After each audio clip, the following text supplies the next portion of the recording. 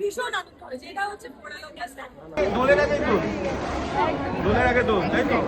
আমি স্পিচলেস, আমার খুব ভালো লাগছে। অলরেডি বুঝতে পারছো যে হোলির পারফরমেন্সটা অনেকগুলো মিডিয়া কভার করেছে, তার মধ্যে যেগুলো আমি হাতে পেয়েছি ভিডিওস সেগুলো হচ্ছে 24 ঘন্টা, নিউজ 18, চ্যানেল 1, আরো মাল্টিপল ইউটিউব চ্যানেল থেকে অজস্র লিঙ্ক পেয়েছি আমি। প্রতিদিন এই সময় এই দুটো নিউজ পেপার থেকে রিলিজ হয়েছে। ভীষণই খুশি, আর thank you RP welfare trust যে আমাকে এত বিশ্বাস করেছো, আমাকে ইনভাইট করেছো, আর এত সুন্দর একটা পরিবেশের একটা পার্ট হতে পেরেছি।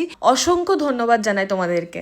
এই যে এত কিছু তোমাদের সাথে শেয়ার করলাম, তার পেছনে না একটা লম্বা হার্ডওয়ার্ক রয়েছে। চলো তোমাদের সাথে একটু শেয়ার করে নিই। হোলির ঠিক এক সপ্তাহ বাকি, তখনই আমাকে এই প্রোগ্রামটার জন্য ইনভাইট করা হয়, বলা হয় যেটা প্রি হোলি সেলিব্রেশন। ওই সপ্তাহটার মধ্যে আমার অনেকগুলো শ্যুট অলরেডি স্টুডেন্টদের সাথে অ্যালাইন করা ছিল, তোমরা অলরেডি দেখেছো হোলির শ্যুটগুলো।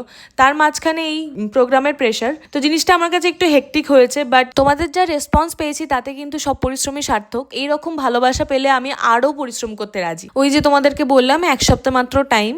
প্রত্যেকটা জিনিসে যেমন প্রেজেন্টেবল করলে দেখতে সুন্দর লাগে, তেমনিও একটা ডান্সকে খুব সুন্দর করে ফোটানোর জন্য আমার মনে হয় কস্টিউমটা কোথাও না কোথাও গিয়ে খুব করে ম্যাটার করে যায়। এই কারণেই আমি আমার স্টুডেন্টদের সমস্ত শাড়ি গড়িয়াহাটে অর্ডার দিয়েছিলাম, আর জুয়েলারিটাও আমি অর্ডার দিয়েই বানিয়েছি, কারণ কি আমি চেয়েছিলাম সবাই একরকম পড়ুক, মানে পুরো যে গ্রুপ সেই বিষয়টা যেন ফুটে ওঠে। কলকাতার ট্রাফিক খুব খারাপ, তার জন্য আমরা অটো মেট্রো করেই গেছি। একটা জিনিস কিন্তু আছে, যদি এভাবে সেজেগুজে পাবলিক ট্রান্সপোর্টে যাওয়া হয় তাহলে কিন্তু প্রত্যেকেই অলমোস্ট একটা কোয়েশ্চেন চিহ্ন দিয়ে তাকাই, অদ্ভুত একটা চাউনি। তো অত ডিটেলসে যাচ্ছি না, বাট আমরা এই জার্নিটাকে সত্যি ভীষণই এনজয় করেছি। আর্টিস্টের কাছে জানো তো আর্টটাই বড়, আর্টটাকে তুমি কিভাবে রিপ্রেজেন্ট করছো সেটা বড়।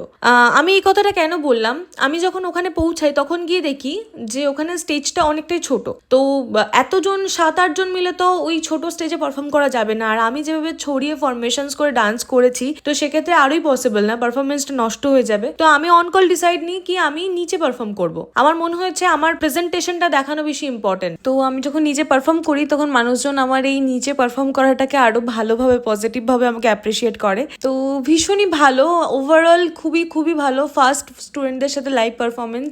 হোপফুলি আরো আরো আরো অনেক শো আমরা করব, আরো অনেক ব্লগ তোমাদের সাথে শেয়ার করব। আমার ওভারঅল দুটো পারফরমেন্স ছিল, একটা স্টুডেন্টদের সাথে আর একটা সোলো ভিডিও। তো তোমরা অনেকেই দেখেছো, তাই সেটা নিয়ে খুব একটা বেশি আমি কথা বললাম না, জাস্ট একটুখানি ক্লিপস আমি অ্যাড করে দিলাম, দেখে নিও। এই ব্লগটা আমার সত্যি ছাড়তে অনেক লেট হয়ে গেল, আর একটু আগে ছাড়লে ভালো হতো। প্রায় অলমোস্ট 7 দিনের উপর লেগে গেছে, কারণ কি আমি পরপর প্রচন্ড ব্যস্ত ছিলাম।